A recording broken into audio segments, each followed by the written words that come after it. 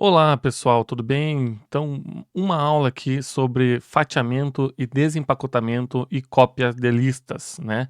No nosso curso de Python, aula 4.1, né? Já tivemos aula sobre variáveis, sobre tipos de dado, né?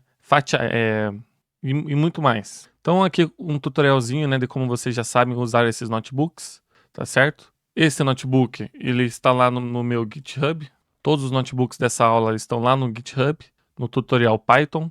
Tem a versão antiga e a versão nova, tá? Que eu fiz aqui para vocês. E vamos lá para a nossa aula. Vai ser uma aula bem comprida, né? Mas espero que vocês acompanhem com o nosso objetivo aqui. Então, o objetivo dessa aula é selecionar partes de uma lista com fatiamento, interpretar início, fim e passo de um slice, desempacotar itens em variáveis, usar o operador de desempacotamento para reunir itens restantes e explicar a diferença entre referência e cópia, certo? E alterar uma cópia sem modificar a lista original. Então vamos lá para uma lista, né? Uma lista, por exemplo, composta lá pelas letras A, B, C, D e E, ok? Ela possui índices, né?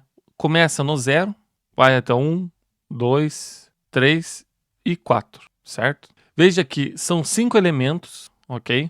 E vai até o 4 e começa no 0. É assim na computação inteira. O primeiro índice é sempre o 0, certo? Com índices negativos, então o último elemento é sempre o menos 1, o penúltimo é o menos 2, o antepenúltimo é o menos 3 e assim por diante. Então vamos executar esse código aqui para vocês verem essas propriedades. Eu vou copiar e vou colar aqui no Google Colaboratório, no Google Colab, e vou executar. Então perceba que a lista completa A, B, C, D e E. Item no índice 2 é o C e o último item é o E. Como é que a gente acessa o item, o terceiro item? Com o índice 2. Como que a gente acessa o último item? Com o índice menos 1, ok?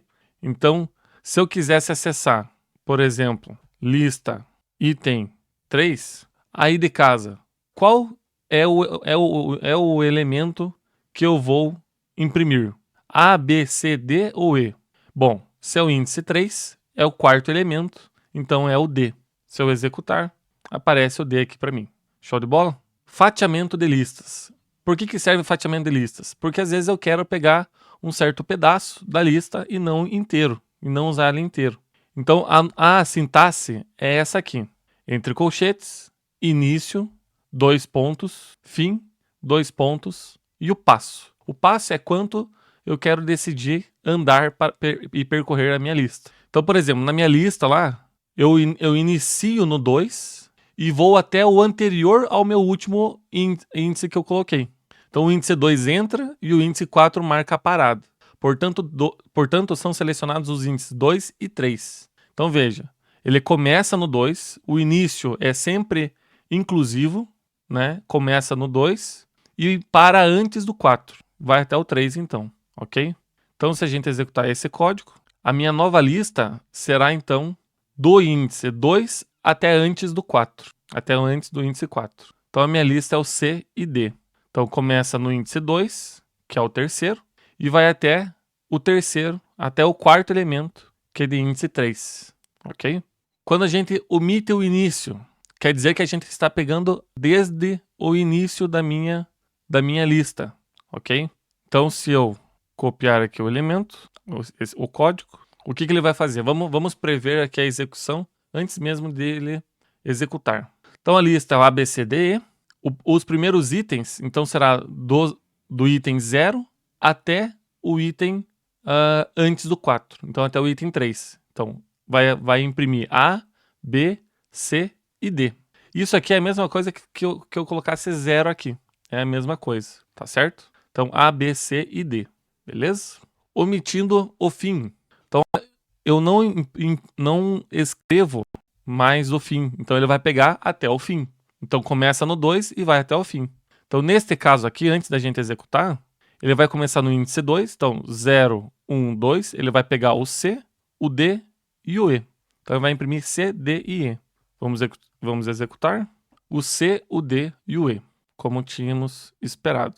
E se a gente imita o início e o fim, a gente pega toda a lista. Mas por que eu iria querer uma cópia dessa minha lista? Porque às vezes eu quero manipular uma cópia dela e não a minha lista como um todo. Então esse processo aqui acaba criando uma nova lista, um novo objeto. Então a lista copiada, sem o índice do início e sem o início do fim, é do início até o fim. A, B, C, D e E. Com índices negativos, aí começa a ficar mais esquisito. Mas a gente consegue compreender do mesmo jeito. Então ele começa lá no -3. Vamos lembrar lá onde era o -3? O -3 começava no -1, -2 e -3. É no C. Então ele vai do C até o E. C, D e E. Vamos ver executando. C, D e E. Usando o passo, ou seja, ele vai pular de 2 em 2, vai pular de 3 em 3. Veja que aqui o nosso passo, quando a gente não escreve, que é o nosso terceiro índice que a gente coloca no fatiamento, é de 1 em 1, quando a gente não escreve. E quando a gente escreve, é determinado daquilo que a gente colocou.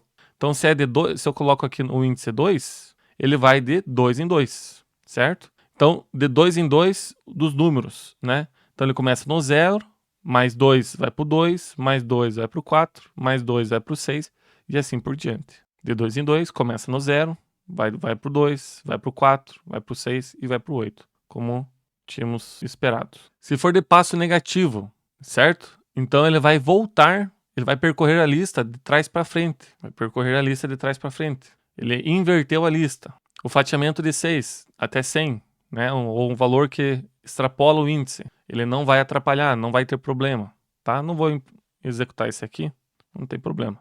Desempacotamento de listas, bem interessante aqui.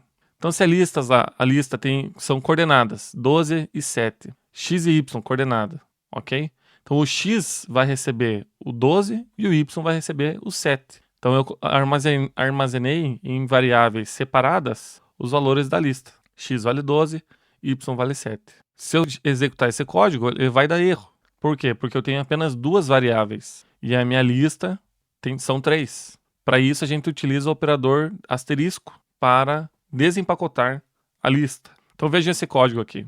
Então eu tenho a minha lista já conhecida, o primeiro elemento, o segundo elemento e o restante dos elementos. Então outros vai ser uma nova lista com o restante dos elementos que sobrou.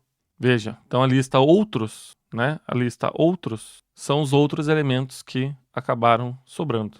Se a gente colocar no início, o que vai acontecer? O Python vai interpretar que tem duas variáveis e vai colocar os primeiros elementos, nesse caso são 3 elementos, na variável anteriores, certo? Se for no meio, a mesma lógica. Vai entregar primeiro para as variáveis que não estão empacotadas, para as que estão depois empacotadas. Lembrando que atribuir não significa copiar, certo? Então aqui eu não copiei a minha lista original, eu simplesmente dei um outro nome para a minha lista original. Tanto é que se eu atribuir o valor A maiúsculo para outro nome, eu vou também alterar o valor da minha lista original, porque as duas estarão apontando para a lista original. Então antes original e outro nome são iguais, depois também. Mas se o meu objetivo não era alterar a minha lista original, algo de errado não está certo. Como que a gente faz então para resolver esse problema?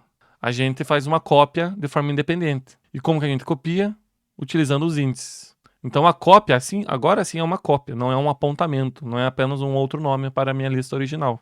A minha lista cópia, então, é um outro arquivamento de memória, certo? Se eu atribuo para minha cópia a letra A maiúscula no primeiro termo, a original ela vai se manter com o mesmo valor, sem ser alterada. Veja só.